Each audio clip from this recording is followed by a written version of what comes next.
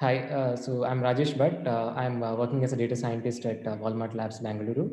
So parallelly, I'm pursuing my master's from Arizona State University. And I'm a Kaggle competition expert with 3 silver medals and 2 bronze medals. So in today's session, I'll be talking about text extraction from product images. So this is how the agenda looks like. To start with, I'll give an introduction to text extraction task. Then I'll be talking in detail about the text detection and text recognition models, which are like the building blocks for text recognition. So later I'll touch upon the CTC loss calculation part, and I'll talk about other advanced techniques for text extraction. And finally, I'll be happy to take the questions. Yeah, so this is how the text extraction pipeline looks like. So given an image or an product image, first of all, we need to know where exactly the text is present in the image, right? So that is called as text detection.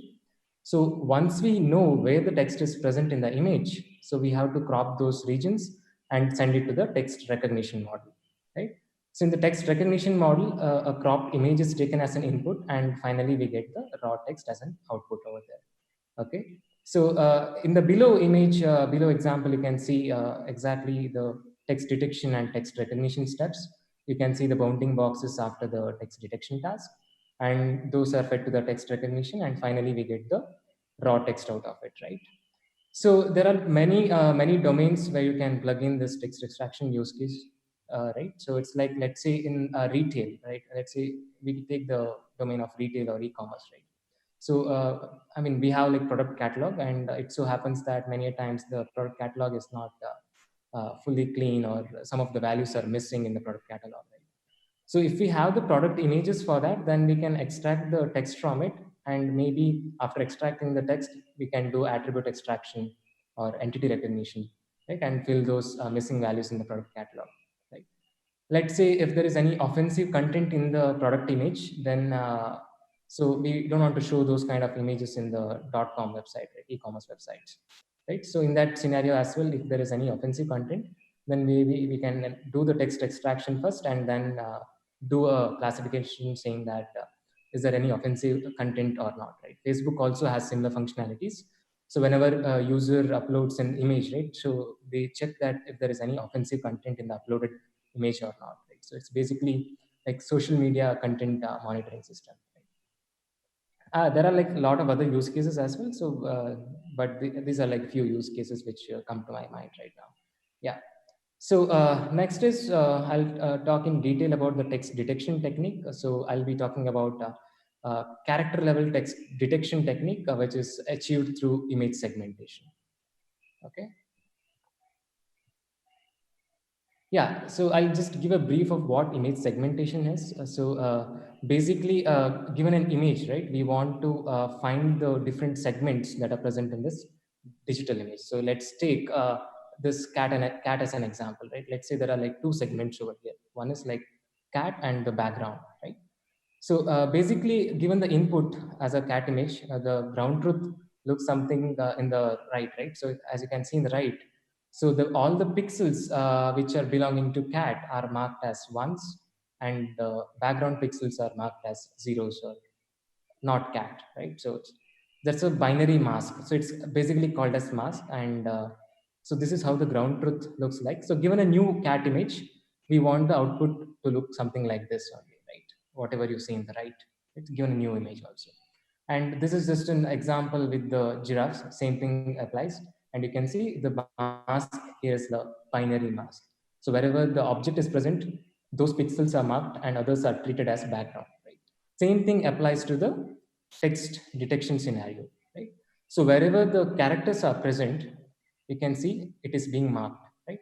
And rest of the region is not marked. So this is how the ground truth looks like for text detection task. Okay. But how do we generate this ground truth? Because this data generation itself, training data generation for this kind of task is very expensive, right? So now we'll see how we can generate the training data for text detection task. Okay, so we have like character boxes over here, right? So given a word, and for each characters, we have the boxes. It's like character level annotation is present here, right? So using this information, all other information that is present in the slide needs to be generated now. So basically, I'm talking about the affinity boxes and then finally getting the masks out of it, right? So affinity boxes are mainly for telling that two consecutive characters belonging to the same word, right? So let's take an example. Let's take P and D. There is a affinity box between that. E and D. There is affinity box between that. But if you take a word E at the end of the word, right, and if you take the word W over here, right, so there is no affinity box between these two, right? That means these two are coming from two different words, right? Okay, so affinity boxes are mainly for consecutive characters if they're part of same word. Okay, now let's see how do we generate this affinity box. Okay, so given the character box, and let's take two characters now, P and D, right, and the character boxes to that. So what we have to do is we have to join the diagonals. So whatever you are seeing in the blue, right? So those are the diagonals. Once we join the diagonals for both these characters, right, we get the triangles. Right? Next step is finding the centroid of these four triangles. Now, like we have four triangles, find the centroids and basically join these centroids. Okay. So once we join these centroids, we get an affinity box given two characters. Same thing applies for other characters as well, right? And finally, you can get the affinity boxes for every like two characters and between two characters. Okay. Now, once we have the affinity boxes and character boxes, next step is to create the mask, right? In the cat segmentation example, it was a binary mask, but in this case, it's a 2D isotropic Gaussian. Okay? So it's a continuous values now. Okay. So what we're doing is we'll take the 2D isotropic Gaussian and then we try to fit this in the particular box, be it be a character box or affinity box. Okay. And you can see the transformed 2D Gaussian over here, right? So this is nothing but my, for each character, this is the mask now. And same thing applies for the affinity box. And finally, we get the region score ground truth and affinity score ground truth, right? So these are Gaussian maps. These are like continuous values now. So if it was a binary mask in the cat segmentation example, we could have used binary cross entropy as the loss function when training the model. Since these are like continuous values, we can't use cross entropy, so we have to use mean squared error here. Okay, yeah. Now let's look into the architecture, the model architecture for text detection. Okay, so as you can see in the right, this is like very similar to the unit architecture. So unit architecture is like pretty famous in image segmentation task, basically in medical image segmentation, those kind of scenarios, right? So basically, we have like batch normalized version of BGG16 as a backbone over here, and there are like skip connections very similar to unit architecture, and there are like upsampling blocks over here, right? So given an input image, the output is the region score and the affinity score. Okay, and this is actually a published paper in CVPR. This is by Clova AI Research. The paper is called as CRAFT. So it's called Character Region Awareness for Text Detection. So there are several other techniques also for text detection. Word level text detectors are available, but the problem with that is if, let's say, if the word is curved shape or something, right? If it's of an arbitrary shape, right? Then the detection will not be that accurate. If we are doing it on a character level, then as we'll see in the next slide, the detection is very accurate, right? So these are the sample images, the output images, which I have taken from the paper itself. So given an image, the input image, right, which is in the top, forget about the annotations over here, the red annotations. So that acts as an input image now. So the output from the text detection model is the region score and the affinity score, right? So affinity scores tells that how two characters are related to each other. Are they part of same word or are they not part of same word, right? So as you can see, there are like two words here, right? But there is no affinity region coming between these two words, right? Okay. So and also since the segmentation is happening on the, or the detection is happening on the character level, so we can detect the arbitrary shape text also and curved text also, as you can see over here, right? To get the bounding box, what we can use is we can use the functionalities from OpenCV. So basically, we have like connected component and minimum area rectangle functionalities that are provided in OpenCV. We can leverage that to find the bounding boxes. Okay. Now we'll see how the output looks for the product images. Okay. So given a sample input, sample product, so you can see the finally the bounding boxes that are coming out from the text detection model. Okay. So yeah, so this was about the text detection. Now we'll see how we can leverage the output from the text detection and use it in the text recognition. Okay. Yeah. Firstly, I'll talk about how we can prepare data for the text recognition task. So I am using the library called syntext for synthetically creating the data set. Okay. Training data set for the text recognition. I can't manually, given a cropped image, I can't manually annotate all those images, right? So to train a deep learning model, that will be very difficult because deep learning needs lots of data, and preparing those data manually is a very difficult task. That's why I'm creating the data set synthetically. Okay. And depending on the use case, so for me, it was like I had to extract the text from product images. So what I did was I took the product descriptions and product titles from the catalog and synthetically created around like 15 million images. So basically, in this 15 million images, there were a lot of variations that was added. The variations were with like different font styles, different font sizes, different font colors, varying backgrounds, and all those things, right? So let's say you had to do a number plate recognition, right? So it's a totally different scenario. Now, I mean, the kind of vocabulary that goes into, or kind of words only, I would say, that goes into those domains are totally different, right? It's just like certain characters are present and certain followed by certain numbers, right? So you don't see a meaningful word over there, right? So depending on the use case, you have to choose the vocabulary and synthetically create the data set. So for the product scenario, I had like 92 characters in the vocabulary. So basically, it includes capital letters, small letters, numbers, and special symbols, because product can have like expiry date. The pricing information can be present in the product. So all those variations are there, right? That's why the vocabulary looks like 92 characters. On the right, you can see the synthetically generated images using the syntext library, right? You can see a lot of variations in the generated data itself. Okay. Now we'll see how the pipeline looks like for the text recognition. So given the output from the text detection, we crop those part and send it to the CNN models so that we get the image features out of it. Then these image features are fed as an input to the LSTM model. Okay. Yeah. Now, whatever output is we obtain from the LSTM model is fed to the CTC decoder, followed by like the final output that we get from the text recognition model. Okay. Now, briefly, we'll understand what are receptive fields, and then I'll talk about how these receptive fields concepts are connected to the text recognition model. Okay. So typically what happens in convolution neural networks is like we have a bunch of filters which are applied on a image, right? Let's say, so in this example, let's say I have like 5x5 image, which is of the color blue. And let's say I have like 3x3 filter, right? Here, if I apply this 3x3 filter on this part of the image, I'll be getting a single value, right?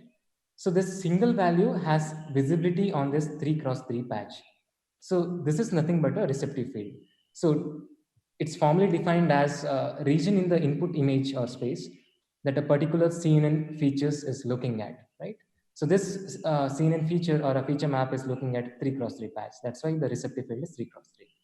Now, once we apply this filter across this image, the output would be 3x3, right? So this is the size of the feature map now. Let's say we'll apply one more filter on top of this 3x3 feature map now, right? Now, once we do that, we get a single value finally, right? That is the feature map, final feature map we obtained. Right? Okay. Now, this single value has visibility on the 5x5 image now, total 5x5 image, right? So now the receptive field for this is 5x5. So basically, if you guys are aware of single shot detectors in object detection task, right?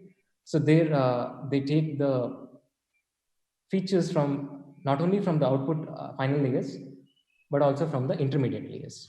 So the intuition is that intermediate layers have a low receptive fields, and the layers which are close to the task, what we have, right? Let's say a classification task or object detection task, right? So those have a higher receptive field. So in the object detection scenario, we want to detect the object irrespective of its size, right? So if the object is very small, then the intermediate features will be handling those. The intermediate layers will be receptive field is small, and they would be able to handle and detect the small objects, right? And the features close to the final layer, so those have like higher receptive fields, and they'll be able to detect a larger object. So that's why we take like both intermediate layer features and the final layer features in the object detection task, right? Now we'll see how that's related to the text recognition task. Okay, now I have an image of the size 128 is the width and 32 is the height, and it's a grayscale image. So none is nothing but the batch size. You can ignore the none for now. Okay, so given the input image, so in the model, in the CNN model, I have like a couple of convolution layers and max pooling layers, so that I get the feature map of the shape 1 cross 31 into 512. Okay, so something like this, right? Like you can see like one row, we have 31 columns and 512 is the depth, right? This is the shape of the feature map now. Okay, so now relate the receptive field concept now. Okay, so you can see particular value in the feature map has visibility on the certain part of the input image, right? So if you take for 31 time steps, the final value will be referring to the final part of the image, and the initial values will be referring to the first part of the image, right? So it's a sequential in nature now. Okay, so to give an intuition with the NLP context, let's say 31 here is nothing but the number of time steps. Okay, so that's kind of like max sequence length we define when training a typical LSTM model, right? So that is nothing but a number of time steps. And 512 could be thought of like the word embedding dimension. Let's say we are feeding every word at, I mean, we are feeding word for a particular time step, right? So we are feeding 31 words, and let's say the word embedding size for this each word is like 512. So that is an intuition if you want to relate this to the NLP context now. So this input, this feature map is fed as an input to the LSTM model now. Okay. And finally, since we have like 31 time steps, we'll be getting the softmax probabilities over the vocabulary. So vocabulary size is 92 for me. Okay. Now here comes the interesting part now. So given an input image hello, so we have the ground truth as HEL hello, right? It's like 5 characters now. But my output from the LSTM model is for 31 time steps, right? Right? There is no, so length of the ground truth is not matching to the prediction, right? The length of the ground truth is 5 and the prediction is like 31 now. Okay. How do we calculate the loss now? Right? Since the lengths are not matching, how do we calculate the loss? Right? If it was a named entity recognition kind of a task, then for every word in the input, you would be having the tags saying that is it organization, or is it relating to person, or is it relating to location, or is it something else or others, right? For every time step, we would be having the ground truth for this kind of any other kind of a task, right? In this scenario, then we can use categorical cross entropy. Since the input length, the ground truth and the prediction length is matching, we can use the categorical cross entropy as a loss function. But for the text recognition task with the CRNN model, right? So we can't use cross entropy as a loss function because the prediction and the ground truth lengths are not matching, right? Yeah, same thing holds good for the speech to text kind of a scenario where we have a speech signal, right? And that's not, we don't know, we just have the word corresponding to the speech signal, right? We don't have the information like, okay, the letter H was spoken for like 2 seconds or 3 seconds. Those information is not present, right? So can we manually align each character to its location in the audio, or maybe in the image? Can we do that? Right. So yes, we can do that, but that would be a lot of manual effort. So I mean, we can just forget about the training deep learning model, because we need a lot of data, and we'll spend most of the time in preparing the data itself, not training the model, right? Yeah, so we have CTC loss to the rescue, CTC operation to the rescue. So CTC is nothing but connectionist temporal classification. Okay, so with just a mapping from image to text and not worrying about the alignment of each character to the location of the input image, right? So we can calculate the loss and we can train the network, right? So we'll see what are the decode operations now, right? Yeah, CTC has basically two components. One is CTC decoder phase and CTC loss. These two are totally different. Okay, so in the as you saw previously, right? Like the prediction is like we have like predictions for 31 time steps, and the ground truth is like only five letters depending on the what image is there, right? So somehow we have to merge the output that is coming from the model, right? So one naive way which I can think of is like we can reduce the repetitions, right? Let's say I reduce the repetitions, right? See here, like three H is present, it is like brought down to single H, double E is brought down to single E, and so on, right? But here the problem is we need double L, right? So if we just merge the output that is coming from the LST model, then we'll lose a L over here, right? So whenever there are like whenever there are characters repeated, then we'll lose a particular character there, right? Like if L is there, then we need two L, but if we merge this, we'll get a single L, right? So that's why what we do is we introduce a special character called as blank character. So this character shouldn't be part of the vocabulary. This should be a character totally out of vocabulary, and then this needs to be added to the vocabulary. Okay. So this is typically called as blank character, and so we will make sure that whenever there is a change in character, right, our model predicts the blank character. Okay, so instead of just merging the repeats now, so we have the blank characters. First step is to merge the repeats. Okay, now after merging the repeats, you can see since blank character was introduced, we have two separate L's now. Okay, so once we merge the repeats, next step is to remove the blanks. Finally, we get HELLO, right? Which is very, I mean, same as the ground truth. Then we can say that our model is performing good. Okay. Now, next we'll see, this was the CTC decoding step. Now we'll see how we can calculate the CTC loss. Okay. Given the, let's say, I mean, we'll not take a very large image because it'll be very difficult to show in the slides.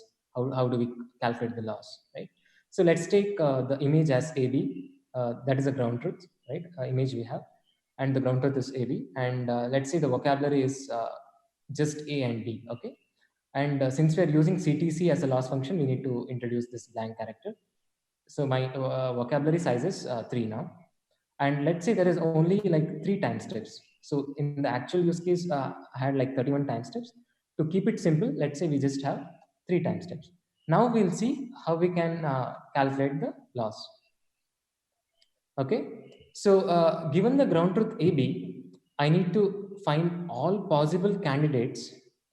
So on which if I apply a CTC decode operation, right, that is like merge repeats and drop blank characters, I get the prediction which is same as the ground truth. Okay. So to give you an example, right, this is the ground truth AB. Now let's say if my model is predicting ABB, right? If I apply the CTC decode operation on top of this, that is like merge repeats, then this B will be, two B's will be merged to a single B and drop blank character, but there is no blank character that is predicted, right? Okay. Okay. So that is an example of how we apply a CTC decoder function to the predicted output, right? So basically to calculate the loss, given the ground truth, we are generating all these candidates, right? And for generating all these candidates, a dynamic programming paradigm is used to generate all these candidates subjected to the conditions, right? The condition is like we should generate only those candidates. If we apply a CTC decoder on top of it, we should be getting the ground truth. Right? This is the condition. Okay. Now let's say these are the softmax probabilities at T1, T2, and T3. Okay. These are the softmax probabilities over the vocabulary. So to keep it simple, we kept the vocabulary as AB and blank character was introduced because we are using CTC laws, right? Okay. This is the softmax probabilities now. Now, what is the score for this? What is the probability of observing this AAB sequence now? Okay. So how do we do that? So what we have to do is we take the softmax probabilities for A at time step 1, that is zero point 0.8. For time step 2, the softmax probability for A is 0.7, right? 0.8 into 0.7 into at 3, like we have B and it's 0.8, right? Right. Finally, we get a score for the AAB sequence, right? So can we just multiply this softmax probabilities which we are getting at T1, T2, T3? Yes, we can, because these are all conditional probabilities because we are using LSTM models. Okay. Now, so we have to finally calculate the probability of getting the ground truth AB, right? So this was just one scenario, right? There are a lot of other scenarios, right? It's like A, B is also right. It's like if the model is predicting blank A, B is also, then it's fine for me, right? Because I can just apply the CTC decoder and that comes out to be A, B only, and ground truth is also A, B, then our model is doing good, right? So it's a OR condition now, right? It's a OR condition. So if the model is predicting A, B, B, or A, B, or blank A, B, A blank B, or A, B blank, right? So how do we calculate the probability of getting ground truth now? We just have to add it, right? Like basic probability principles. If it's a OR, then we have to add the probabilities. Okay. So after adding these probabilities, we get the probability of getting the ground truth AB. Okay. So then finally the loss is minus log of probability of getting the ground truth. Okay. Ground truth, so the probability values can't be greater than 1 or less than 0, right? So the max value is 1. So let's say if my model is doing really well, right, then that means the probability of getting the ground truth will be very high, that is equal to 1. And log 1 is 0, and minus 0 or plus 0, it doesn't matter, right? So loss is 0 to me. Okay. Now let's say my model is not doing well, right? To start the training process, right? So model will be initially learning and model is not doing well, right? So in that case, the probability of getting the ground truth AB would be 0, right? Okay. So in the next two slides, I have the example for that. I'm just telling like what could be the max values of the loss function. Okay. Now, probability of getting if the probability of getting the ground truth is 0, log 0 is minus infinity, right? Like it's tending towards minus infinity, right? And minus of minus infinity is infinity. Like the loss is tending to infinity. So whenever there is a perfect mismatch, when the model is not doing well. Yeah, and whenever we have a perfect mismatch, you can see the probability of getting the ground truth is 0, and this tends to infinity, right? You can take it offline and do a deep dive on this. Okay. Now, this was like how we mathematically calculate the loss. But in TensorFlow, we have inbuilt functions, so we need not worry about calculating the loss manually. You can just use the CTC batch cost function, and you can get the loss, CTC loss. Okay, and this was how the model architecture looks like. So as I said earlier, like we have like a couple of convolution layers followed by max pooling layers, and then this fed as an input to the LSTM layer. Okay. Yeah, so as I said earlier, I had like 15 million images. I can't load all these images in the memory. So if I load, it will come up to like 690 GB. So we were using fit generator functionality in Keras, which will load only the particular batch in memory. And with the help of a workers, max queue size, and multiprocessing, we can speed up this training process. Okay. And training was done using 300 GPUs. So roughly it took 2 hours for a single epoch, and prediction time was like 1 second for batch of 2048 images. Okay. Yeah, so that was a training side of text recognition with CRNN-CTC model. There are several other approaches one can try with. So it's like one can train an attention model in a encoder decoder framework, and basically they can get rid of CTC loss and have a cross entropy loss over here. And I've seen many people using spatial transformation networks just before plugging into the text recognition model. So basically, distorted image is rectified, and we get a proper image using spatial transformation networks, and that is fed as an input to the uh, further model, right? It's like a CNN followed by the attention mechanism, or a CNN followed by a CRNN-CTC model, right? Yeah, so I have provided the reference. Maybe you can look into it offline. Yeah, so this is what I had. So I know I have covered a lot of content. So the aim was to provide an overview of different techniques that one could apply for text extraction tasks. And all the content of this session is present in this GitHub repository. You can refer the URL or just scan this QR code. And yeah, so if you have any questions, I can take it now, or maybe you can email me, or you can contact me on LinkedIn.